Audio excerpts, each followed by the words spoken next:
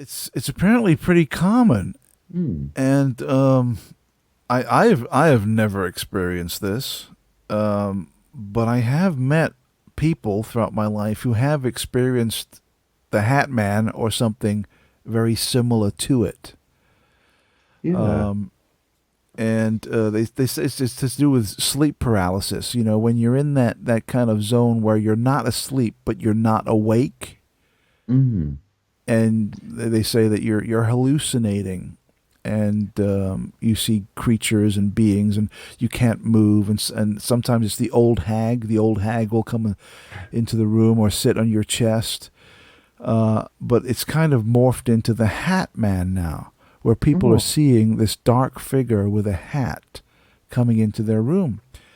And the thing that blows my mind about this, right, is that if this is all hallucination, and it's all like sleep paralysis, and your mind is playing tricks and going crazy, Mm.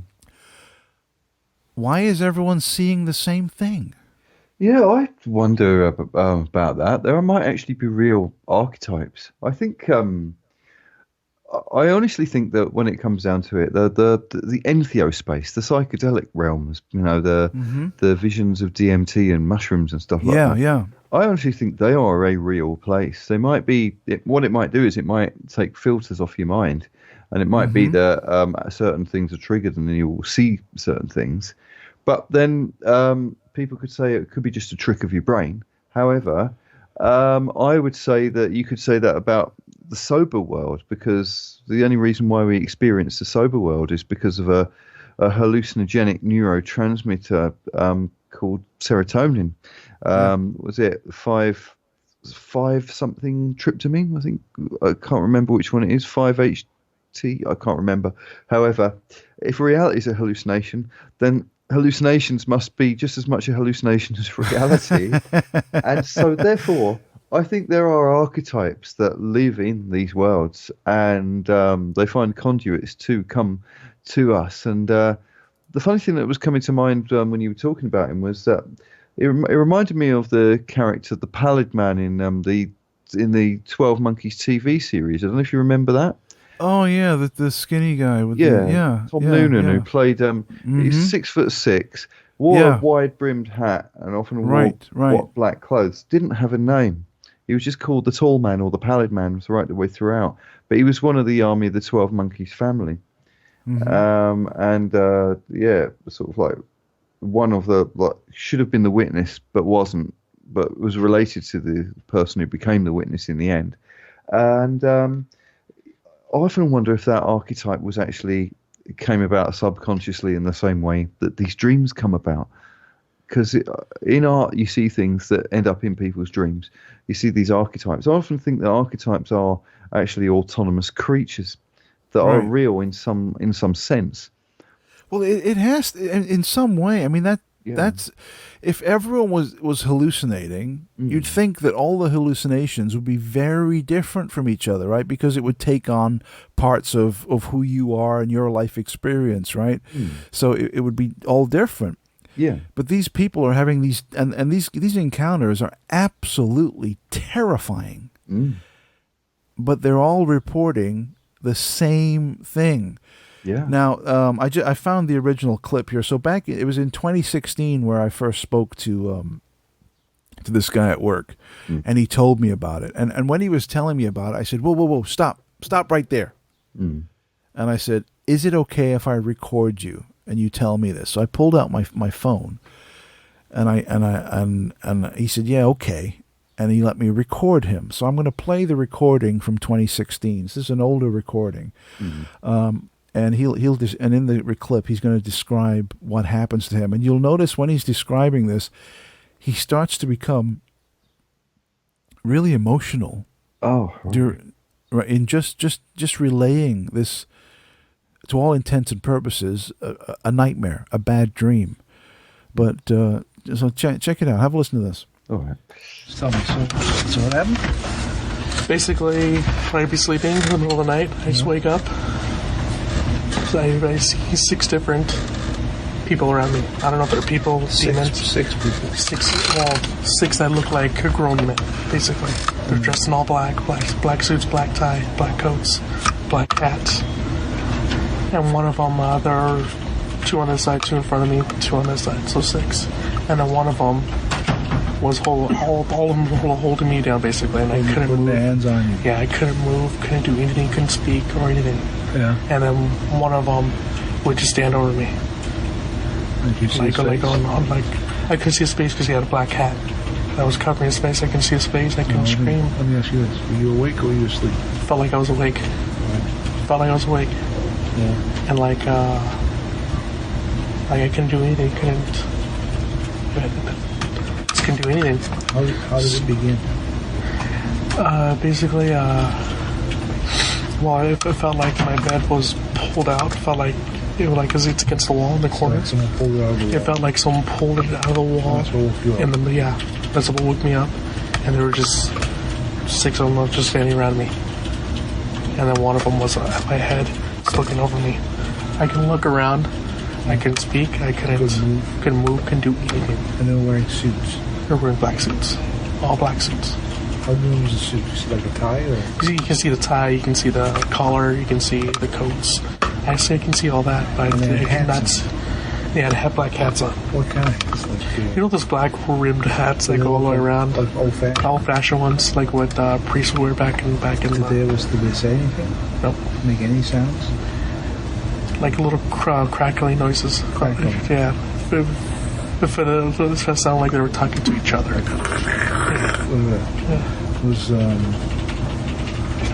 Was the room cold or hot or Cold. Very, very cold. Can you see your breath? No. How did it end? Me waking up in the middle of the night. I basically told him to F off. In your mind? In my mind, I told him to F off. And the next thing I know, I woke up. How many times has this happened? Several times, I would say. Several times. How long ago was the last time it happened? Maybe about 3 years ago, I would say. That's the last time it happened. Okay. Thanks, Mike. No problem. So, yeah. And he told me that it hasn't happened for years, but in the last 2 or 3 weeks, he's come back. Oh, I see. Yeah. Yeah. Oh, well, I mean, the only fears that I've had that I felt real have been that fear that came to me via War of the Worlds. But Right. Yeah. I remember you telling me about that. That was fascinating. Yeah, I mean, it was how it changed my perception, but it was like basically was it a Victorian sci-fi in the form of a 1970s rock opera had the power to change my perception and bend it so that I was perceiving everything as demonic and sinister. And it would last for weeks at a time and would change smells and flavors of food. And, and it did actually, it was like a layer, a glaze over my perception of reality, which gave everything a sinister and demonic edge. And in a way, I kind of think of the Hat Man as something like that, except because I've experienced fears, nothing like the Hat Man itself, but I feel like I instinctively know what this is, even though I don't have the language to explain it. Really? Yeah, like there's things in the subconscious mind that are mysteries to us that we really don't understand. We don't have models for. We don't have language for stuff that is pretty much un-Englishable, unspeakable, if you like. And I don't know, but it brings to mind that level of fear, and I kind of feel like I've been to that fear. I'm not scared by that fear anymore. And I mean, I have had sort of times when I've been half asleep, half awake, in a very weird, non-dream sleep, where I have experienced fear, and for some reason, I like it. I like to face it. I've had it where I've when I was a kid, I think I was dreaming I was looking at my own reflection, and I was being scared at looking at my own reflection, and then I woke up from it. And I remember actually really liking being face to face with that, not my reflection, but the fear that was generated by it, and how I felt like it was something I really wanted to confront and face and triumph over. And that's the first thing that comes to mind when I think of the Hat Man, even though I've never experienced that. But yeah. Me neither. I've never experienced sleep paralysis or old hag syndrome or the Hat Man. I've never experienced any of that. Mm. But I do find it completely fascinating with the people that talk to me about this stuff, because I have bumped into a bunch of people throughout my life that have had sleep paralysis, Mm. and the thing that consistently get scratching my head is the similarity between stories. I mean, people who have never met, who know nothing about each other, or people from different cultures, different parts of the world, Mm. and they relate the same story, which in the face of it, on the face of it, is it's impossible. Yeah, and it's also it reminds me a bit of the Greys as well. Mm-hmm. And I think when Whitley Strieber wrote about the Greys, he never called them aliens from another planet. No, He only no, referred to them as visitors. correct. And the funny thing about it, though, is that there was this character in Matt Smith era Doctor Who called the Silence. They had faces like Yes. Greys, and they Yeah, wore the black yeah. suits like your mate Right. was talking about there. Uh-huh. And when Exactly. you looked at them, when you looked away, you didn't remember that you'd seen them. Yeah, yeah. And so I wondered, like, when these things make their way into art and science fiction, and they make their way into dreams, I often wonder, are these real beings? What to say, bringing themselves into being through art and through dreams and through hallucinations, a bit like Terence McKenna's Machine Elves, if you like. I honestly think that these archetypes exist in some sense, in some form of reality that is outside our ability to conceive, but I don't have the language to describe it. And that there is a lot of stuff that is a mystery to us that we cannot scientifically measure or quantify, and I don't like to dismiss it. I don't like to get all Richard Dawkins when it comes to stuff like this, because there must be something in it. If a lot of people are saying this and they're seeing the same thing and talking about the same thing, Yeah. it must be, this archetype must exist. Maybe It has to be. There's got to be something. yeah. And maybe it's just some archetypes probably exist in the collective human hive mind, the species mind, Mm-hmm. and then they use us as conduits to get out into that world. But yeah. Now, earlier on, you mentioned DMT and hallucinogens to kind of break through into other levels of consciousness, or even Yeah. reality itself. Mm. And this is another aspect that fascinates me, and hearing stories of people that take this drug and go to a place Yeah. where they interact with entities, and their stories are consistent with other people who take the drug. The surroundings and the entities that they encounter are very consistent, Yeah. which goes against it being a hallucination. Yeah. They're like the same or similar types of hallucinations. You think that how unique our brains are, but they again, you won't often experience the same thing twice, but there will be a theme and a feel and a consistency to it that always comes through, and are very difficult to remember in the same way that dreams are very difficult to remember. Yeah. But there's a lot on our inscape and there's a lot in our subconscious that we really only scratch the surface of and don't really know a lot about. I think it was Alan Watts who said in an interview once that what we know about the mind so far is probably the same equivalent of what we knew about the universe before we invented telescopes. Yeah. Yeah. And probably things live there, in the subconscious and the unconscious. There might be actually autonomous entities and autonomous archetypes there. Well, you said something earlier too, which we should expand on, is if our perceptions of reality are heavily veiled, like are switched off, and by taking these drugs, these veils or these levels of perception are removed. Yeah. and we see reality, see more of reality than that, because all we perceive is like the electromagnetic spectrum, right? We Yeah. we look around and we see, and we think everything we see, this is all there is, right? But you got everything from like invisible light through X-rays, through radio waves, right the way through to the other side, right? This vast swathe of spectrum, but we only perceive a tiny fraction of that. Yeah.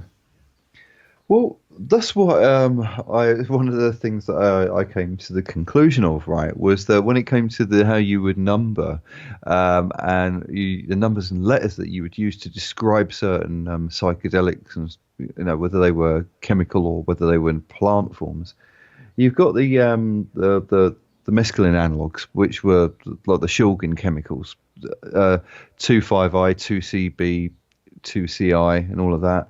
Well, all the twos, all the ones that began with 2 or 2C were all phenethylamines, not tryptamines. But they would put you into this kind of somewhat psychedelic and somewhat empathic state of mind, which was kind of like, I think, MDMA, something like that. All of the ones that were analogues for mushrooms and DMT were all began with 4. Well, actually, the 4s were the ones that were more like mushroom analogues. So 4-ACO, I think there was another one called 4-MET. And anything on a 4-indole ring was like psilocybin. Without the 4-indole ring, it would not be orally active, and then in which case it would be like DMT or NN-DMT. But then if you didn't tell people what you were taking, and you said, right, 5-HT, they'd think that was a drug as well. No, 5-HT is serotonin. It's just your normal brain chemistry. Mm-hmm. And it's probably the most similar of everything. All these other things that you would take, like that go straight into your serotonin receptors, your serotonin antagonists, like DMT, psilocybin, and all that. Well, serotonin basically is like you when you're at your most normal, when you're at your most sober and your most stable, when you've got good and when you're happy and sober and grounded and stable, is when you have a good balance of serotonin. It's when you're in a position to judge reality and survive in reality and do normal things in reality, like drive and operate machinery and go to work and eat and interact with people. Well, it just so happens that it's a set of chemicals with a 5-indole ring at the front of it instead of a 4-indole ring or a 2 or whatever, that allows you to be in that state. And therefore it has to filter out a lot of things, and it has to be eliminative and get rid of a lot of stuff. And then as soon as these other chemicals are in your serotonin receptors, they're allowing you to see and allowing to filter through things that otherwise you wouldn't be able to see. And I'm only using kind of like psychedelics as an example here, but this gets you into Jungian archetypes, and it gets you into what Freud would say about the subconscious and the unconscious minds. There's all of this stuff in there that we really don't know, and we have no way of measuring any of it because we have to be in a purely 5-HT state in order to be in a lab, in order to do repeatable science. And although we could do things to other people and like administer doses of things to people and then ask them what did they see, we can only get anecdotal evidence by doing that, which is usually dismissed by science, you see. Yeah. So there are things that are beyond our ability to comprehend.